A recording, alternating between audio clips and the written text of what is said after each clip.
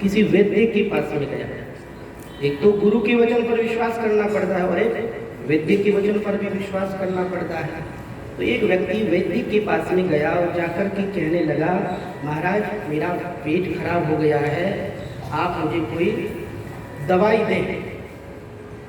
तो उन्होंने दवाई दी, उसकी नाड़ी देखी और नाड़ी देख करके कहा कि भैया तुम्हारी पाचन क्रिया बहुत कमजोर है, इसलिए तुम्हें अब केवल हल्का भोजन ही करना चाहिए, ज़्यादा गरिष्ठ भोजन न किया करो, क्योंकि इसके द्वारा तुम्हारी मंदाग्नि हो चुकी है और तुम्हारे अजीर्ण हो जाता है, तुम्हारे गैस्ट्रिक आदि हो जाती है, इसलिए तुम ये भारी भोजन मत किया करो। हाँ ठीक है महाराज, मैं ऐसा ही करूँगा। दवाई बनाने की विधि उसने पूछ ली, दवाई लेकर के आ गया। अब गुरु के वैद्य के वचन पर वह विश्वास नहीं करता है, वह कहता है कि मुझे भी तो इसमें अपनी बुद्धि लगानी चाहिए। वैद्य ने कहा कि हल्का भोजन करना चाहिए। अब बढ़िया हल्का भोजन क्या होता है, उसने विचार किया। उसने कहा देखो, पानी के मिट्टी के अंदर अगर पानी डालो तो पानी ऊपर आ जाता है, इसका मतलब यह है कि मिट्टी से भारी पानी है, नहीं हल्का पानी है, क्योंकि वह ऊपर आ गया है, हल्का है इसीलिए वह ऊपर आ गया। और फिर पानी के अंदर तेल डालो तो तेल ऊपर आ जाता है, इसका मतलब पानी से भी हल्का तेल है। और तेल में अगर पूड़ी डालो तो पूड़ी ऊपर आ जाती है, इसका मतलब पूड़ी ही सबसे हल्का भोजन है। अब वो पूड़ी ही खाने लगा, अब उसका पेट खराब हो गया। तो वह वैद्य जी को जाकर के कहता है कि मैंने तो आपके कहने से हल्का भोजन ही किया था, लेकिन मेरा तो पेट खराब हो गया। कहा कैसे किया था? तो उसने बताया, कहा ऐसे नहीं, मैंने जैसा कहा वैसा ही करना चाहिए, तुम्हें अपनी अटकल नहीं लगानी चाहिए, तुम्हें अपनी बुद्धि नहीं लगानी चाहिए, जैसा कहा है वैसा ही करना चाहिए। तो ऐसे ही हमें शास्त्रों की बातों को तोड़ना नहीं चाहिए, मरोड़ना नहीं चाहिए। शास्त्र में जैसा लिखा है बस बिल्कुल वैसा का वैसा ही हमें करना चाहिए। गुरु के वचन पर और शास्त्र के वचन पर हमें श्रद्धा होनी चाहिए। अगर हमारी श्रद्धा है तो हमारे घर पर शुभ ही शुभ होगा, कल्याण ही कल्याण होगा। धर्म की दूसरी पत्नी का नाम है मैत्री। मैत्री किसे कहते हैं? हृदय से प्राणी मात्र को अपना सुहृद समझना। प्राणी मात्र को, कोई भी प्राणी क्यों न हो, उसे अपना सुहृद मानना, ये सबके साथ मैत्री कहलाती है। समस्त जीव भगवत प्रेरणा से उत्पन्न होते हैं। कोई कहे कि मैंने यह घर बनाया, मैंने यह पेड़ लगाया, मैंने ये पुत्र उत्पन्न किए, मैं ही परिवार का पालन करता हूँ, मैं ही पोषण करता हूँ, मैं ही व्यापार करता हूँ, तो ये सब उसका झूठा व्यर्थ का अभिमान मात्र है। भगवान हम सबके सखा हैं, भगवान हम सबके मित्र हैं, भगवान हम सबके साथ में मैत्री रखते हैं और भगवान ही हम सबका पालन करते हैं, पोषण करते हैं। इसलिए हमें भी भगवान की ही तरह सबके साथ में मैत्री का भाव रखना चाहिए। देखिए, जिसके भीतर संपूर्ण प्राणियों के प्रति मैत्री का भाव होता है तो वहाँ पर प्रसाद और आह्लाद नामक दो पुत्र उत्पन्न होते हैं। मैत्री के दो पुत्र उत्पन्न हुए हैं, उनका नाम है प्रसाद और आह्लाद। अगर आपकी संपूर्ण प्राणियों के प्रति मित्रता का भाव है तो आपके अंदर प्रसाद मिलेगा। प्रसाद का मतलब क्या है? प्रसन्नता। आपके भीतर अपने आप प्रसन्नता प्रकट होगी, अपने आप आपके भीतर आह्लाद प्रकट होगा, अगर सबके साथ आप मित्रता का भाव रखते हैं तो।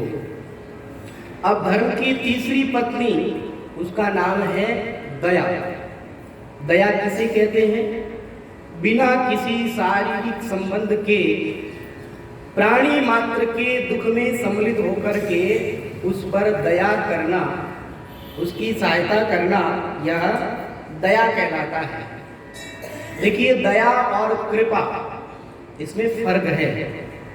कृपा उन पर होती है जिनमें हमारा मोह होता है। जैसे हमारे शरीर के संबंधी हैं, जैसे आपका पुत्र है, तो पुत्र को आप अगर दुखी देखते हैं तो आप कृपा करते हैं। अपने शरीर के जो भी संबंधी हैं, उन संबंधियों को दुखी देख करके आपके मन में अगर कुछ भाव उत्पन्न हुआ है तो उसका नाम है कृपा। और संपूर्ण प्राणी मात्र के दुख को देख करके अगर आप दुखी हुए हैं तो वो है दया। तो जहाँ पर दया होती है वहाँ पर तो आनंद ही आनंद होता है। सो जो सब पर दया करता है और किसी से हिंसा की भावना नहीं रखता है, उसके हृदय में अभय नामक पुत्र उत्पन्न होता है। उसको फिर किसी से कोई भय नहीं रहता है। संपूर्ण संसार में वो अभय होकर घूमता रहता है। तो किसके घर पर अभय आता है? जो प्राणी मात्र के साथ दया का भाव रखता है। एक बार की बात है कि दो व्यक्ति थे, बहुत गरीब व्यक्ति थे और उन्होंने कपड़ा बेचना चालू किया। स्वयं कपड़े बेचते थे, घर घर जा जा करके कपड़े बेचते थे। और एक दिन की बात कि आंधी तूफान आ गया, बहुत ज़्यादा बारिश आ गई और उस बारिश के कारण एक बुढ़िया माता, उनके घर में पानी ही पानी गिर गया।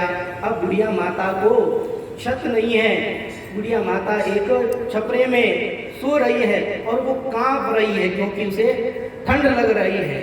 अब वो जो दोनों मित्र थे उसमें एक का नाम था मोतीलाल और एक का नाम था हीरालाल। तो हीरालाल वह अपने भीतर दया को रखने वाला, उसने जब उस बुढ़िया को देखा तो तुरंत जा करके उसने अपनी कंबल उस बुढ़िया को ओढ़ा दी। अब वो बुढ़िया इतनी राजी हुई और कहने लगी कि मेरे पास में देने के लिए कुछ नहीं है, लेकिन मैं तुम्हें कुछ देना चाहती हूँ। देखो मेरे पास में एक ठाकुर जी की फोटो है, तुम इस ठाकुर जी की फोटो को ले जाओ और अपनी दुकान में रख दो, तो तुम्हारी तरक्की ही तरक्की होगी, तुम्हारी दुकान बहुत अच्छी चलेगी।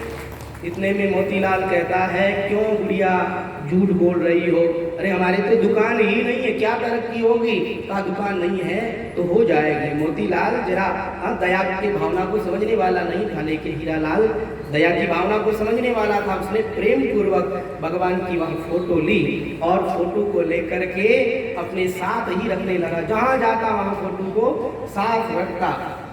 धीरे धीरे उनका व्यापार बहुत बढ़ गया और उनके दुकानें भी लग गई। अब तो दुकान में ठाकुर जी को उसने विराजमान भी कर दिया और इतना व्यापार बढ़ा कि पाली के अंदर उनकी 7-8 फैक्ट्रियां हो गई, कपड़े की फैक्ट्रियां। अब तो उनका नाम ही नाम होने लगा और लोग उनको सेठ कह करके पुकारने लगे। एक दिन ये जो हीरालाल है ये आने में देरी कर देते हैं। तो इनका मित्र कहता है कि देखो आपके बिगड़ मेरा मन नहीं लगता है, हमने दोनों ने एक साथ व्यापार शुरू किया था और एक साथ ही हम लोग व्यापार करेंगे, हमें आपसे अलग रहना अच्छा नहीं लगता है, इसलिए आप थोड़ा समय पर आ जाया करें, मेरा मन नहीं लगता है आपके बिगड़। देखो हमने कितना अच्छा व्यापार बढ़ाया है।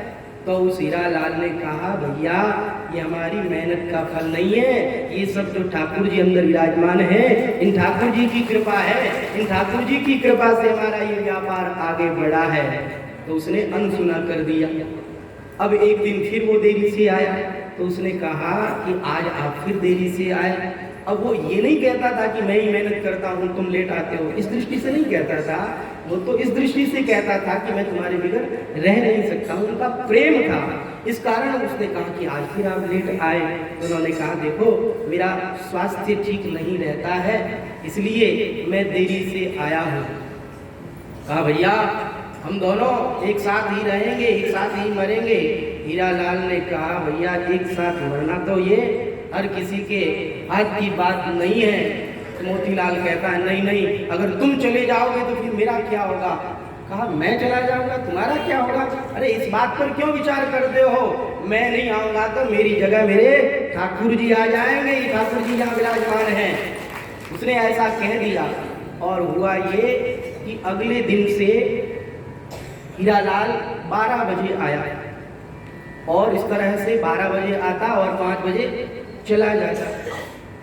उसने अपने मित्र से कह भी दिया कि देखो मेरी तबीयत ठीक नहीं रहती, इसलिए मैं 12 बजे ही आऊँगा और 5 बजे चला जाऊँगा। अब हीरालाल उसकी दो पुत्र थे, दोनों का विवाह हो गया। और ये जो मोतीलाल था, इसके एक पुत्र था, उसका विवाह हो चुका था, केवल एक उसकी बेटी थी जिसका विवाह तय हुआ। और वह कुमकुम पत्री छिपा करके उसे लेकर के अपने मित्र के घर पर गया और मित्र के घर पर जाकर के उसने कहा उसकी पत्नी से कि हीरालाल कहाँ है? जब उन्होंने ये पूछा तो उसकी पत्नी रोने लगी। कहा क्या बात कर रहे हो आप, कैसी मजाक कर रहे हो? आपको तो पता है हीरालाल नहीं रहे, 6 महीने हो गए उनको नहीं रहे हैं और आप स्वयं हमारा जो हिस्सा होता है वो देने के लिए आते हो। उसने कहा नहीं नहीं ये सब कैसे हुआ, नहीं मुझे पता नहीं है। भीतर जाकर के देखा तो हीरालाल की फोटो भी लगी हुई थी। अब उसको याद आया कि भगवान के लिए वो कहता था कि अगर मैं नहीं आया तो भगवान आएंगे। और भगवान कितने बजे आए? 12 बजे से 5 बजे तक। 12 बजे से 5 बजे तक ही क्यों आए? क्योंकि मंदिर के पट उसी समय में ही बंद होते हैं। जब तक मंदिर बंद रहता तब तक भगवान दुकान पर आ जाते और आकर के खूब उनका व्यापार चलाते। तो देखो एक गुड़िया पर दया करी और दया के कारण हीरालाल का व्यापार भी बढ़ गया और वह इस संसार में अभय पद को भी प्राप्त कर लिया। तो जहाँ दया होती है वहाँ अभय नामक पुत्र उत्पन्न होता है, वहाँ किसी तरह का कोई भय नहीं रहता है। अब देखो धर्मदेव की पत्नी, उसका नाम है, चौथी पत्नी का नाम है शांति। चित्त में जब किसी प्रकार का उद्वेग न हो उस स्थिति में व्यक्ति के अंदर शांति उत्पन्न होती है। मनुष्य दुखी कब होता है? जब वह व्यर्थ की इधर उधर की चिंता करता है, नाना झंझटों में वह फंस जाता है, तब वह अशांत रहने लगता है। उसने आज मुझे ये कह दिया, उसने आज मेरा अपमान कर दिया, आज मुझे ये वस्तु नहीं मिली, आज मुझे वो वस्तु नहीं मिली, इस तरह की वो चिंता करता ही रहता है। लेकिन जब इन सभी वस्तुओं से वह उपराम होकर के और त्याग कर देता है और केवल भगवान में स्थित हो जाता है, तब उसे भीतर की शांति प्राप्त होती है। और जिसके भीतर शांति होती है उसी के घर पर सुख नामक पुत्र का जन्म होता है। तो चौथी पत्नी शांति देवी के गर्भ से सुख नामक पुत्र उत्पन्न हुआ। धर्म की 5वीं पत्नी है तुष्टि। इस संसार के अंदर व्यक्ति हमेशा बुभुक्षित रहते हैं, हमेशा खाओ करते ही रहते हैं। जैसे कि हमारे संत महापुरुष कहते हैं कि हाय रुपैया होए रुपैया आग लगी सब जग माही। अरे संत कहे हरि भजन करो रे लोग मरे रुपया ताई रे भाई, लोग मरे रुपया ताई। इस संसार के अंदर ऐसी भूख जग गई है कि जिसको देखो वही पैसों के पीछे भाग रहा है। किसी को भी इस संसार में तुष्टि नहीं है, संतोष नहीं है। भगवान ने चाहे जितना दे दिया लेकिन संतोष किसी को भी नहीं है। पहले आपको बताया था ना कि एक सेठ जी बेहोश होकर के गिर पड़े। क्यों गिर पड़े? क्योंकि उन्होंने अपने सेवक से पूछा कि हमारा धन कितना है, जरा गिन करके बताओ। तो उसके सेवक ने धन गिना। धन गिनने में भी उसको कई दिन लग गए और फिर पूरा धन गिनने के बाद में उसने सेठ जी के आगे सब कागज रखे और कहा देखो सेठ जी इतना धन है कि 7 पीढ़ी खाए फिर भी आपका धन नहीं टूटेगा। अब तो सेठ जी वहीं बेहोश हो गए। सेठ जी की बेहोशी दूर हुई। कहा बेहोशी का कारण क्या है? तो कहा मेरी 8वीं पीढ़ी क्या खाएगी।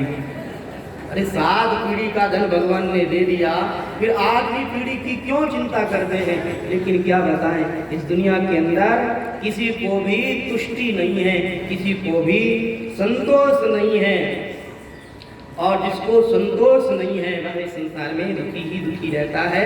लेकिन जिसको संतोष है उसी के घर पर मोद नामक पुत्र उत्पन्न होता है। मोद यानी प्रसन्नता, उसी के घर पर प्रसन्नता ही प्रसन्नता होती है।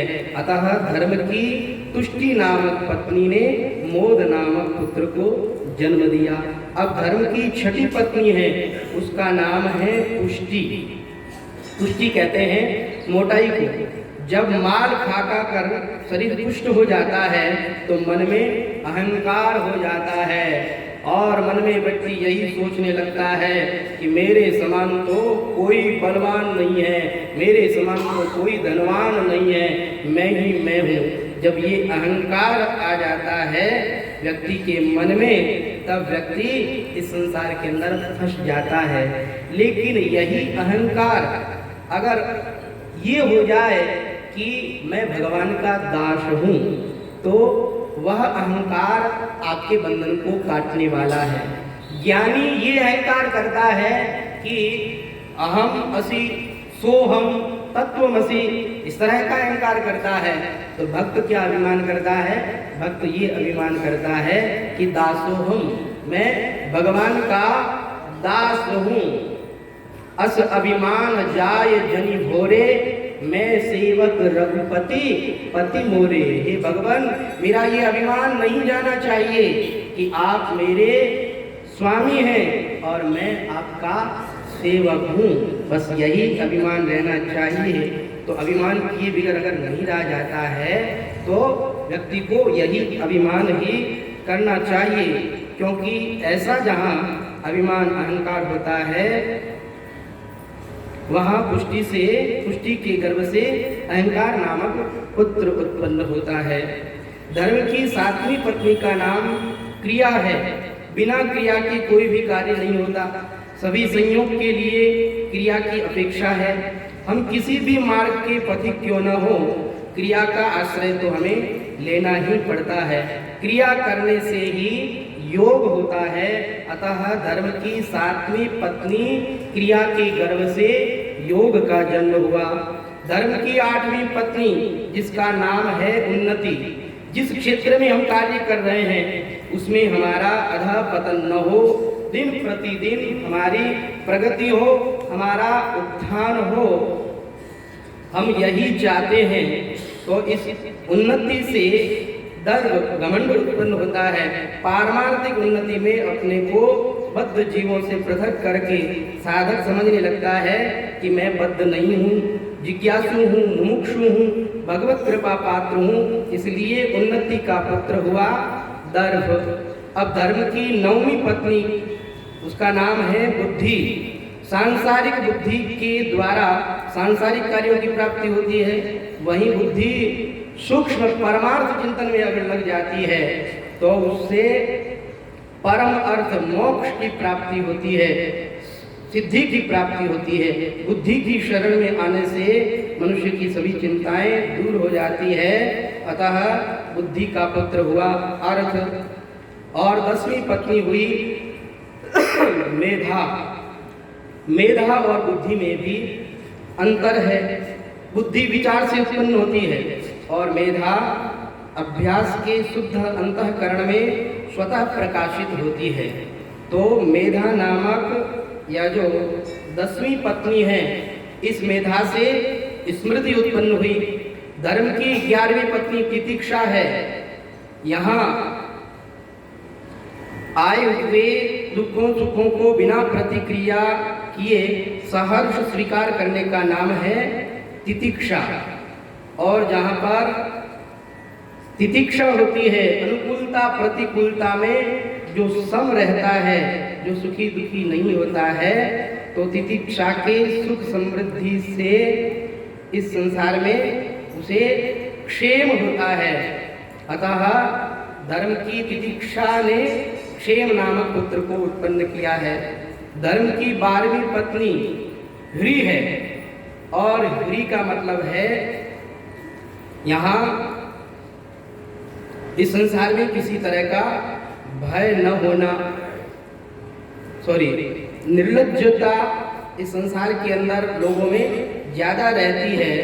जो इस संसार में निर्लज्ज पुरुष होते हैं उनके पास में विनयता नहीं होती, और जिनके पास में ह्री अर्थात लज्जा होती है वह इस संसार के अंदर विनय नामक पुत्र को प्राप्त करते हैं। इस तरह से 12 कन्याओं का यहाँ पर वर्णन किया गया और कहते हैं अब 13वीं कन्या है जिसका नाम है मूर्ति देवी। ये मूर्ति देवी का नाम सुनते ही तो श्री मैत्रेय महाराज की समाधि लग जाती है और मैत्रेय महाराज गदगद हो जाते हैं। थोड़ी देर बाद में श्री विदुर जी महाराज पूछते हैं कि भगवान मूर्ति देवी का ध्यान आते ही आप इतने व्याकुल हो गए, आप इतने गदगद हो गए, क्या बात है, कोई विशेष बात है क्या, आप हमें बताएं। तब कहते हैं कि देखो ये मूर्ति देवी साक्षात भगवान को उत्पन्न करने वाली है, साक्षात